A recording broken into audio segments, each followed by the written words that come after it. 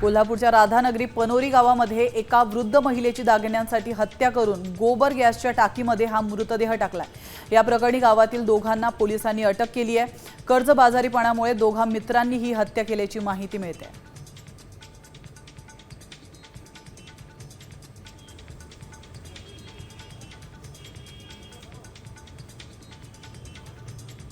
धाराशिवमधील भूम पंचायत समितीच्या 2 कंत्राटी कर्मचाऱ्यांची गाडी अडवून त्यांच्यावर जीवघेणा हल्ला करण्यात आलाय। या हल्ल्यामध्ये दोन्ही कर्मचारी गंभीर जखमी झालेत। या घटनेमुळे अधिकारी आणि कर्मचाऱ्यांमध्ये भीतीचं वातावरण आहे।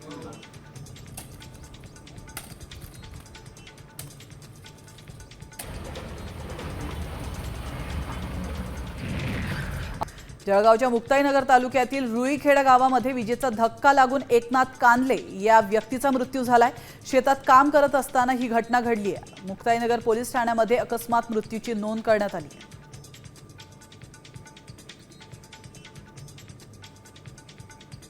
जळगावच्या मुक्ताईनगर निमखेडीत महाराष्ट्र बँकेचं एटीएम फोडण्याचा प्रयत्न अज्ञात चोरट्यांनी केला। एटीएमची तोडफोड केली आहे, मात्र पूर्ण फोडू न शकल्यानं त्यातील रोकड सुरक्षित असल्याची माहिती अधिकाऱ्यांनी दिली आहे।